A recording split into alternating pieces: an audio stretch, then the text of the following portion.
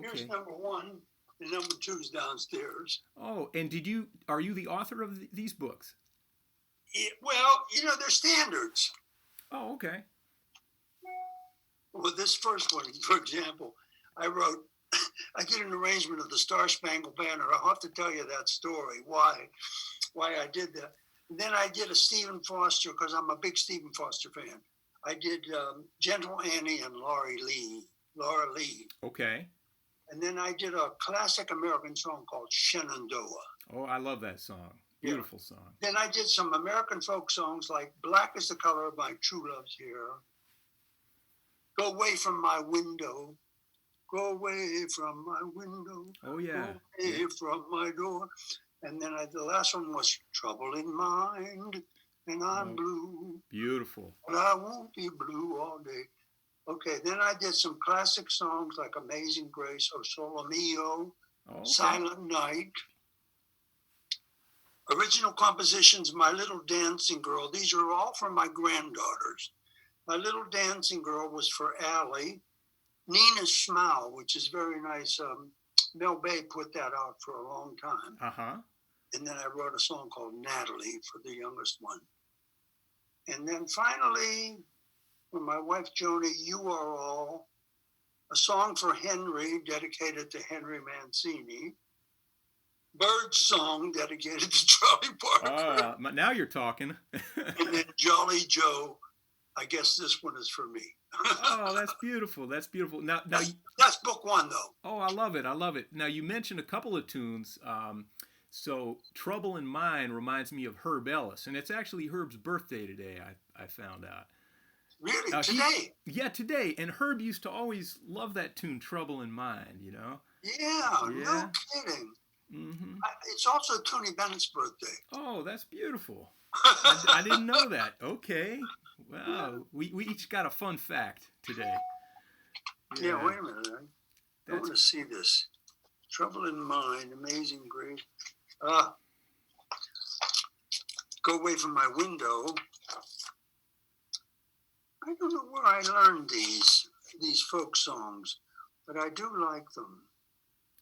Shenandoah and Black is the Color of My True Love's Hair reminds me of Johnny Smith when you mention those two tunes.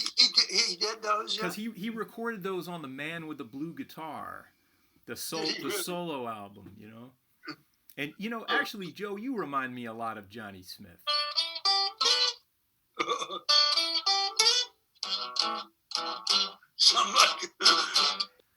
I haven't played this in a long time, but it's a little bit of a rocky kind of blues. Yeah.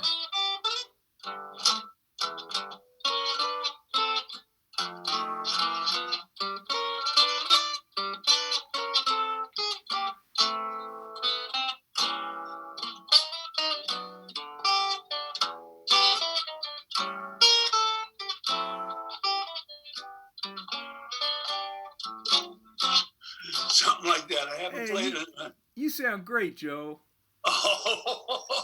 Well, first of all, I hope I'm still around when I'm 94, and if I can be playing when I'm 94, that would be amazing. So, well, I don't think I've played a gig in about a year now. But I like writing. I write all kinds of stuff. Yeah. I have a little keyboard here, and I put it on Finale. Oh, okay. That's how you input in Finale, huh? Yeah, through the yeah. keyboard. That's great. I write,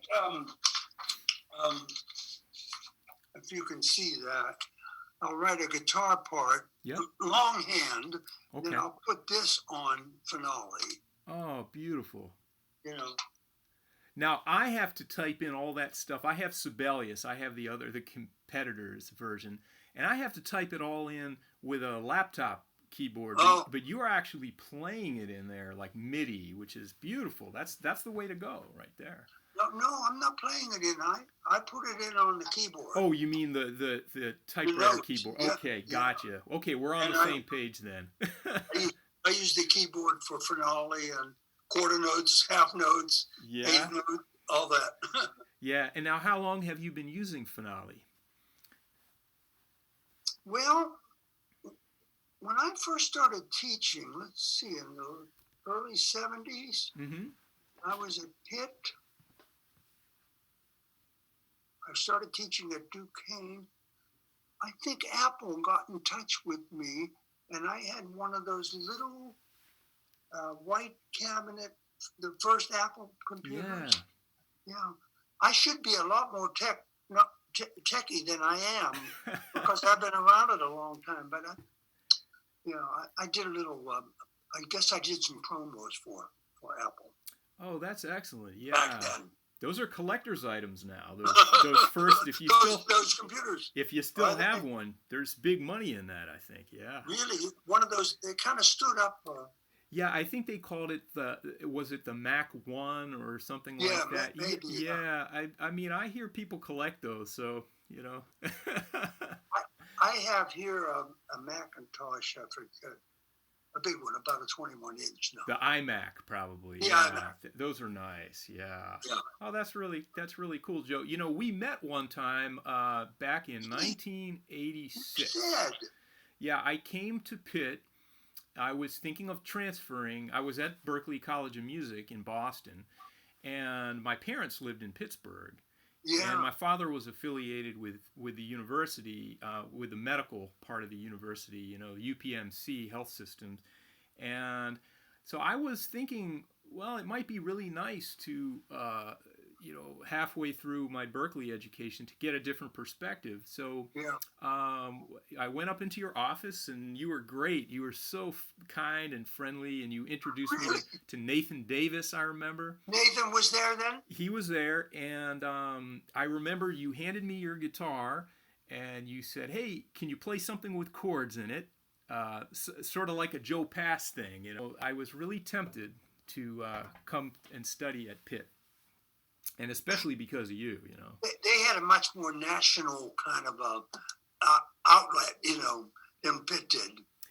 That's true, you know. But my teacher, William Levitt, he knew about you. I never met Levitt, but I've used his books. Yeah. Yeah, he. When I told him I was thinking about possibly transferring to Pitt, he said, "Oh, well, you have to look up Joe Negri," and in fact, he probably teaches there, so he was aware of that.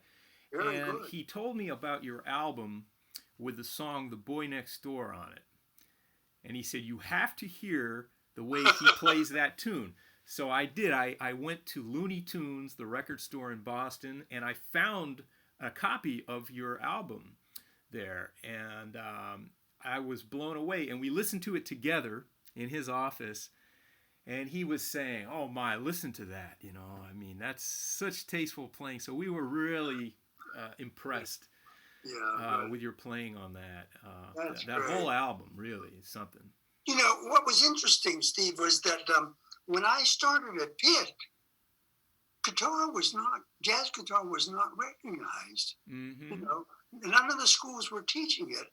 So I'm very proud that I was probably one of the first jazz guitar teachers to teach in a college. You know, Carnegie Mellon had classical, yes, but no jazz. And Pitt hired me. I was the first jazz guitar teacher. Oh, that's. Then Duquesne followed up the following year. And you were at Duquesne for 40 some odd years, huh? Yeah, I'm still there. I have a couple of students still. Yeah. I did leave Pitt last year. Mm-hmm. 49 years. Wow, that's something to be really proud of, you know. Yeah, it was good. And the fact that you were one of the first guitar educators in the country or in the world for jazz guitar. Everything. That's something else. So guitar people used to look down their nose at it, you know, years ago. I don't know what. Oh, I remember that. When I was looking to go to music school, people were telling me about Oberlin, and I looked into Oberlin, but Oberlin didn't have a jazz guitar program at the time. It's classical. It was only classical. Finger. Yes, exactly.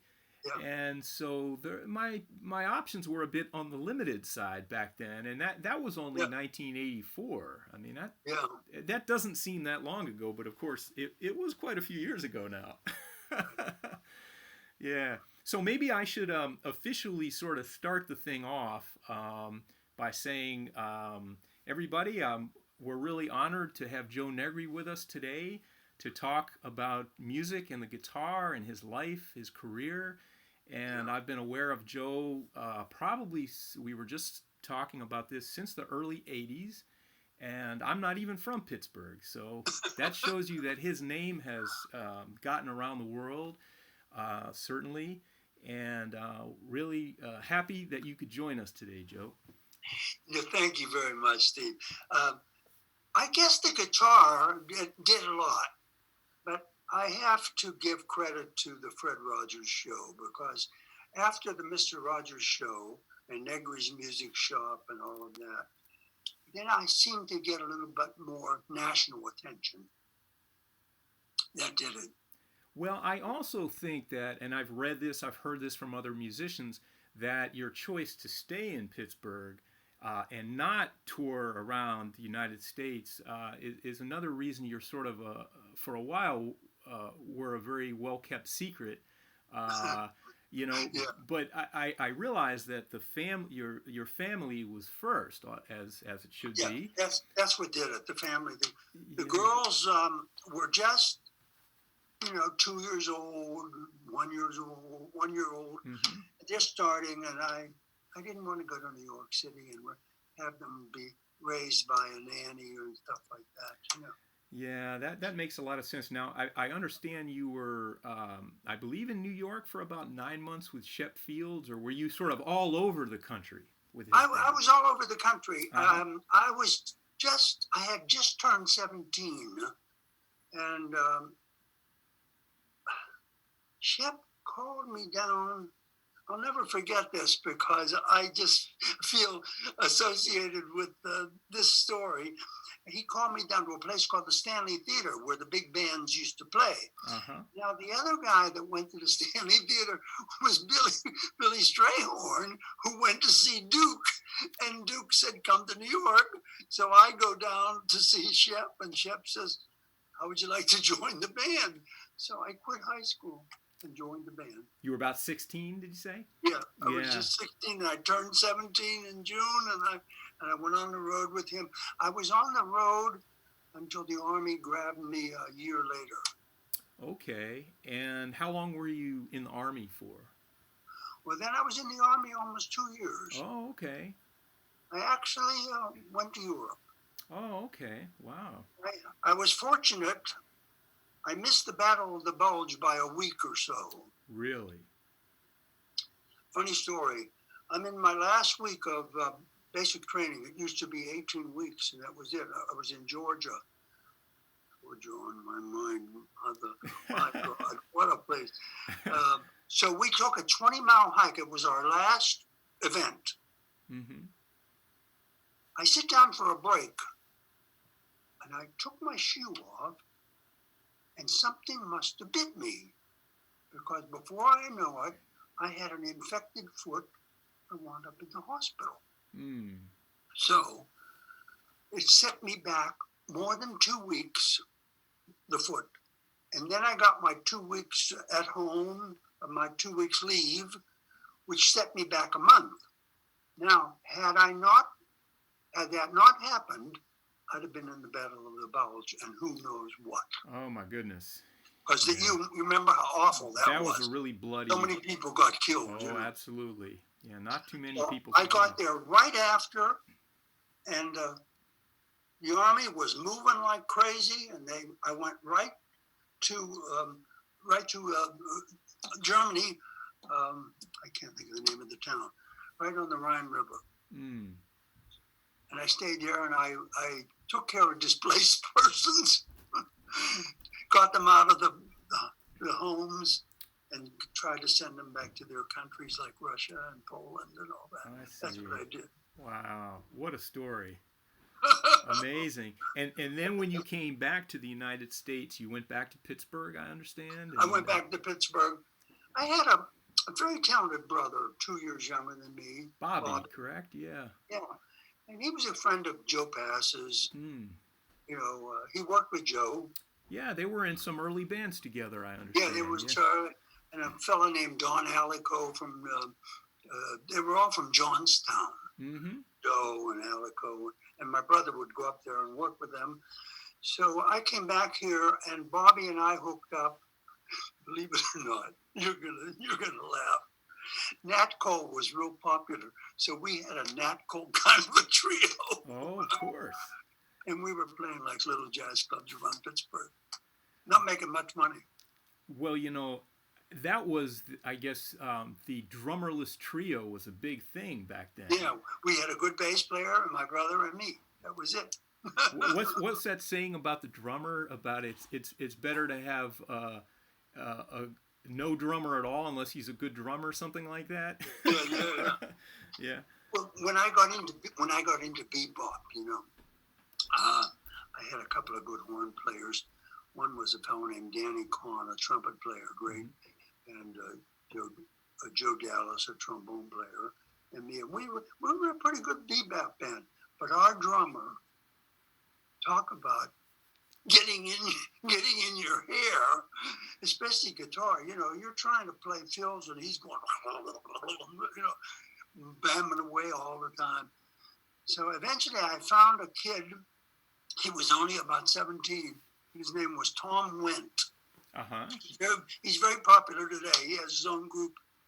And Tom was a real smooth drummer, used brushes a lot, stayed out of your hair. And that was so much better.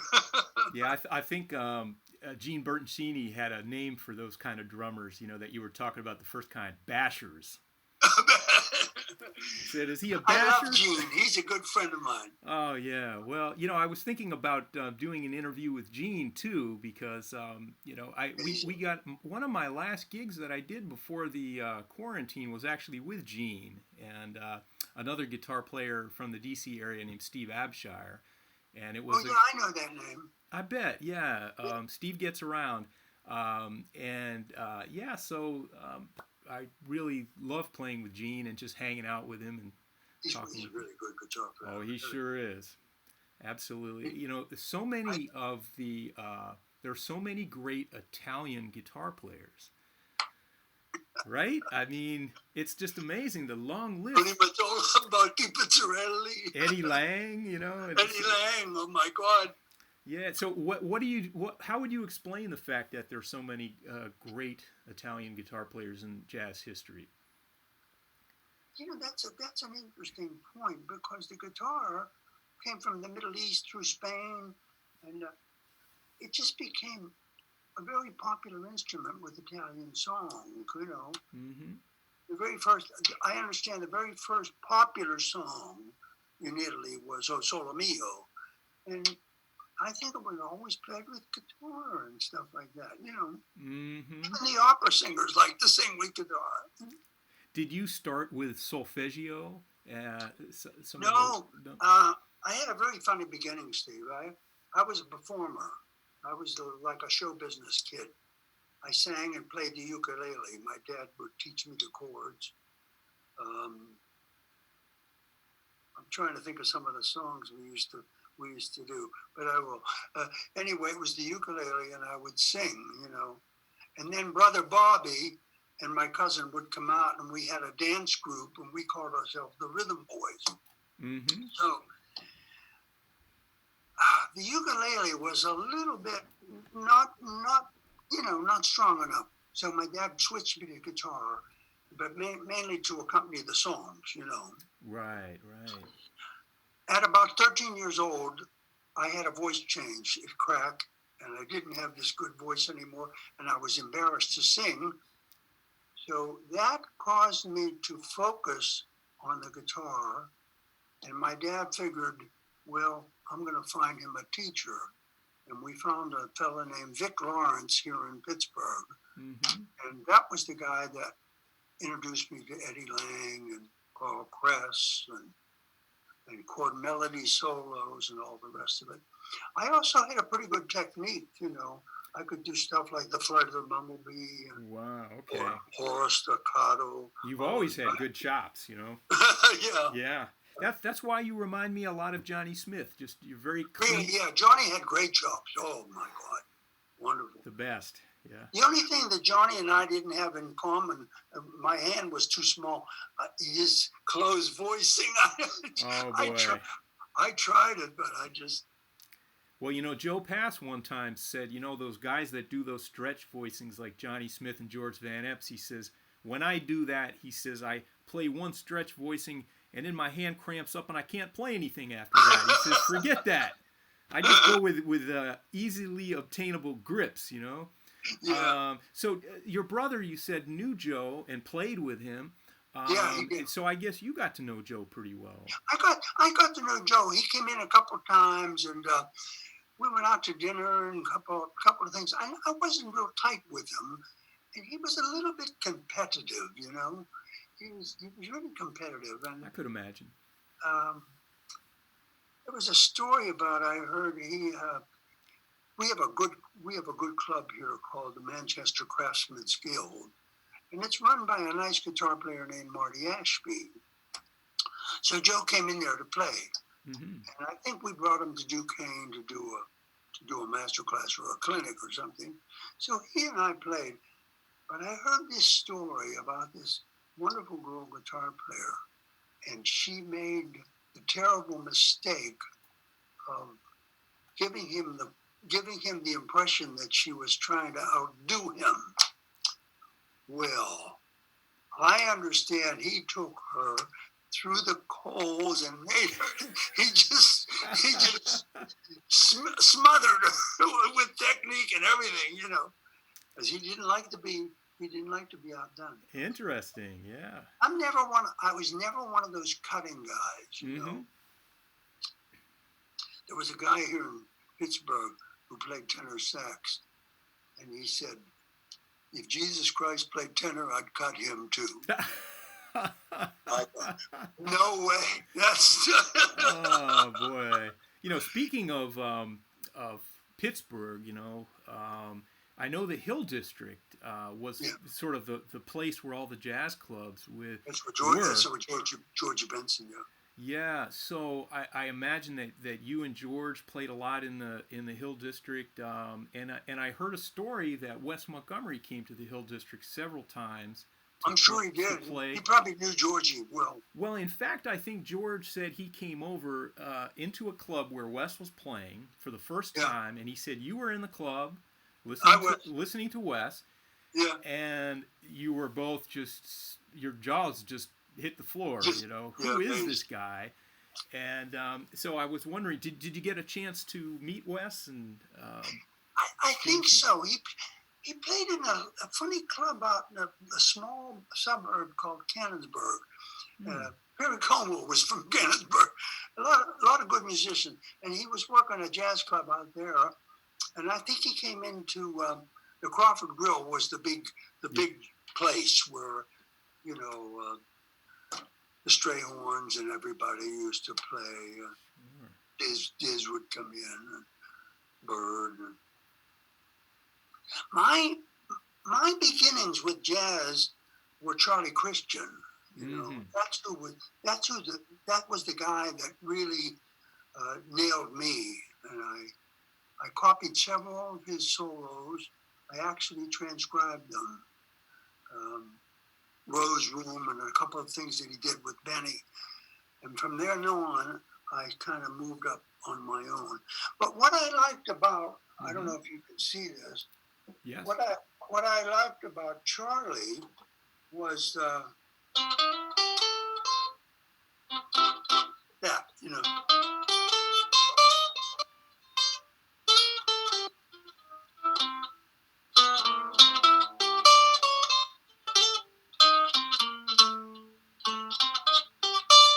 So he's doing this.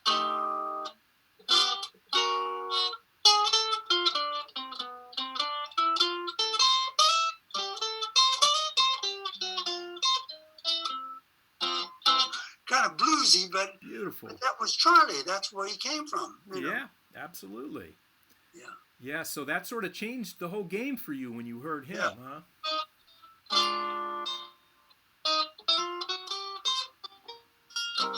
Rose Room.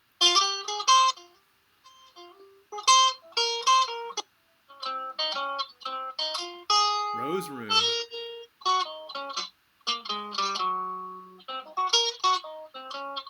Something like that, Beautiful. That was Charlie Christian. Yeah, so Tony Rizzi harmonized that for 5 guitars. Did you ever get one of your bands to play that? I have the arrangement. That was great. Oh yeah, it's that solo in 4-part harmony with the one guitar an octave lower than the guitar one. Yeah. The high guitar. So. Oh.